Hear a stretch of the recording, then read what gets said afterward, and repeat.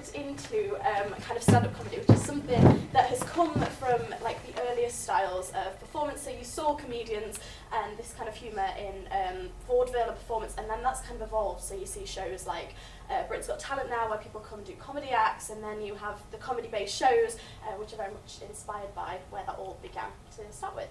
So I wanted to talk about first, like, the fundamentals of how people write comedy sketches and comedy speeches when they're performing in shows like this. So one of the main things that people focus on is the idea of self-deprecating humour. So it's the idea of being able to laugh at yourself. So if you've had like an experience that's maybe been embarrassing, or it's been really ironic, or anything like that, it's the ability to be able to laugh at yourself and not take yourself too seriously. But in terms of laughing at yourself, one of the other main rules is that you don't do that, if that makes sense. So you don't, it's not funny if people stand and tell jokes and then laugh at their own humour, because then it kind of takes away, like this often does. It's not funny when people stand and tell jokes but then laugh at them, because it kind of takes away from the fact that it's something that you can find funny when it's on the stage, if that makes sense. So I'm just going to show you a quick clip of a comedian who I looked at when I was researching. So this is a comedian that I really like because he's so animated. And he uses a lot of energy in his performance.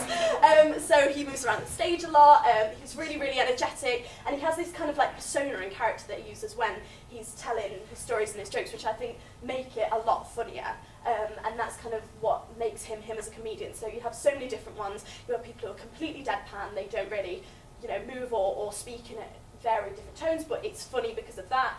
Whereas you have people like this who are so animated and so big, and they also focus on the idea of using situations that people can understand and relate to. So if you talk to a group of teenagers about something that they don't understand, like working, like pensions, jokes about how hard it is to get a pension, people aren't really going to understand that, so you have to think about your audience. I'm just going to show you this quick clip.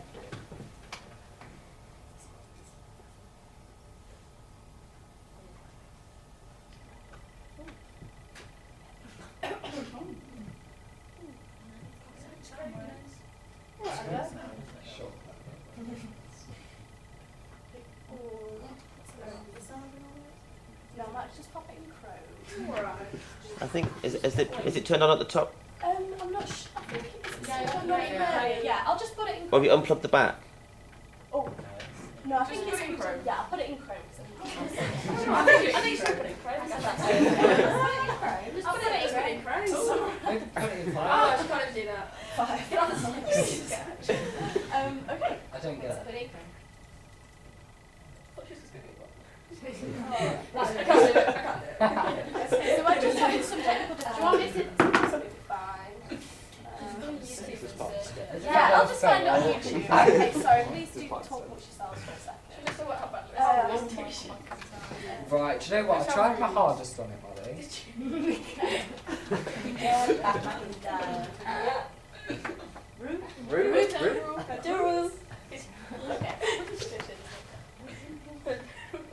it working now? Lots of shit hotels.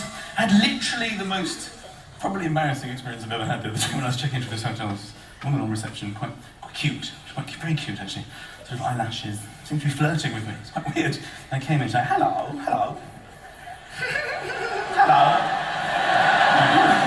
Hello, she had an accent, I don't know where she was from. She was from somewhere else. Hello.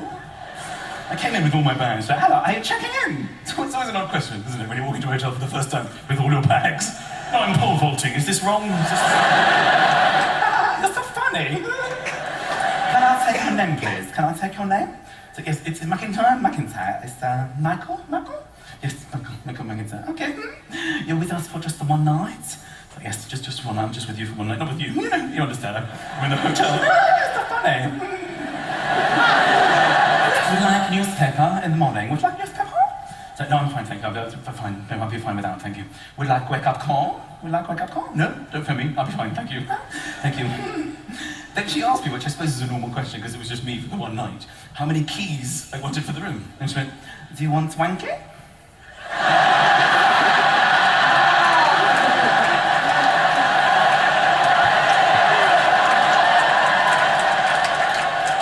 I'm sorry, what did you say? Do you want wanky? Do I want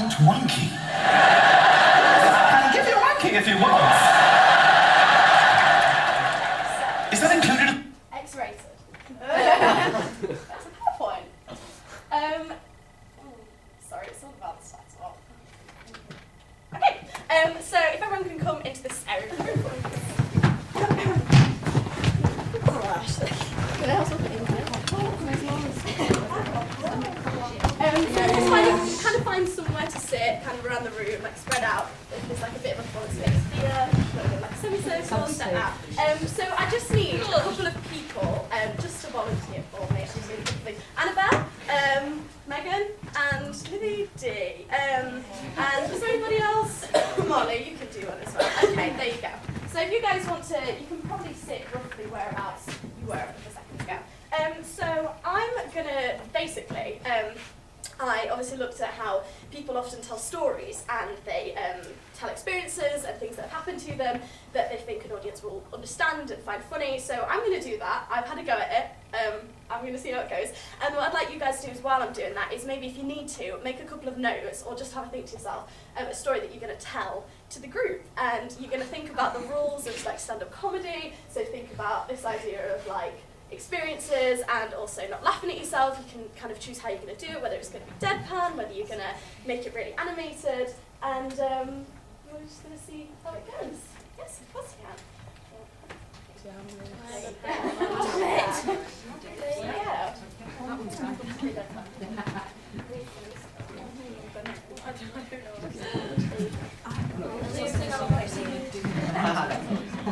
So obviously, stand-up comedy is really, they normally have really, really long sets, so they talk for a really long time. So I'm just going to tell you all a story. And also, I want you to think about how people react in shows like that. So you have people, they ask questions to the audience, and sometimes they respond and they clap and cheer. Please do that. Please. So then we're just going to have a little go and see what time we've got and have a go. And it's all about kind of like, it's really, a lot of people talk about stand-up comedy in when you're going through your career, you'll have times where you have a really, really dry audience and they won't respond, and then sometimes people will think you're brilliant. So it really depends on who you kind of have in your audience.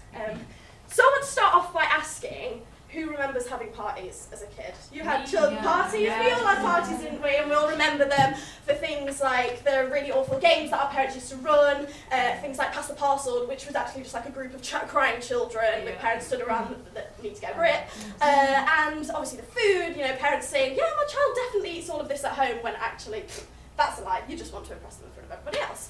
And so, because I clearly have so much respect for myself as an actor, I work as a children's entertainer. I don't know if you ever saw these when you were younger. Clearly, I want to excel in my profession. So I dress up on the weekends as various characters, go to children's parties, and pretty much question myself what it is I'm doing with my life. So I have to deal with parents, I have to entertain, sing, dance, basically keep them going for 2 hours while the people stand at the side and appreciate the free daycare that I'm providing. And a lot of the time, I try and interact with the parents, you know, I try and make it a good experience for them as well. And we have some really sweet things. So I do a lot of princess work. So I dress up as a princess, I sing, I basically make it really, really magical for them. And at the end of parties, we do what's called a coronation. So we have the birthday girl, she sits on a throne, and I somehow have to coordinate 20 children into standing into a line doing this to create a bridge. And a lot of the time, I ask the parents to come and help out because often children can't coordinate their feet and their hands to stand still for 2 seconds. And a couple of times, obviously, I asked parents to come and stand here. We have a red carpet. I said, could you come and stand on this for me? And I asked a couple of ladies once to come and do that for me. And one of the ladies came over. She was lovely. She was like, yeah, brilliant, popped her arms up. And another lady came over and did the same thing, but she'd just gone like this. And I went, oh, sorry, it's, you know, because we're making a bridge. Would it be all right if you know? And she went, no, sorry. I said, oh, I just need you to pop both arms up. She turned round. She was an amputee. So she got one arm and not another. So you can imagine, picture the scene, Princess Anna from Frozen, and you just carry on. You have to keep going with these things.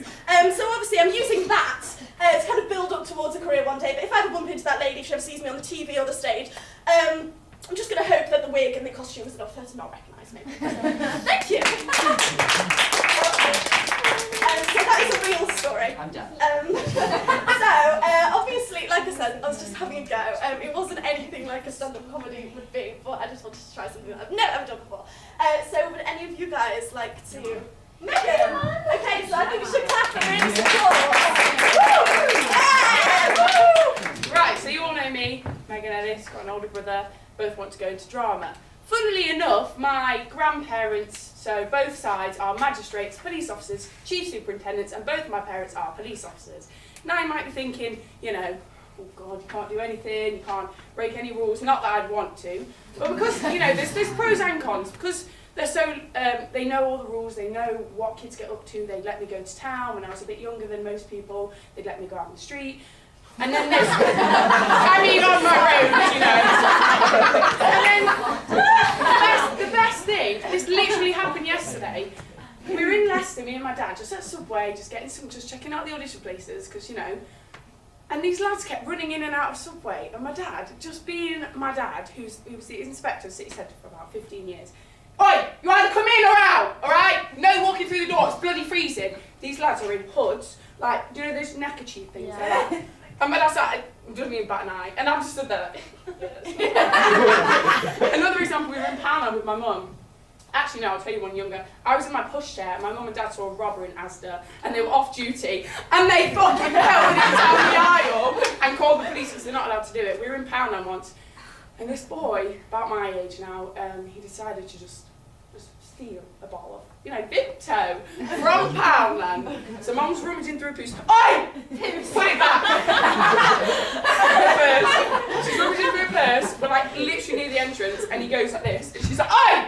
Put it back! Like literally slams him into the wall. I'm stood there like, I hate when they do it when they're off duty, and they just, yeah. So that's my story. Okay, I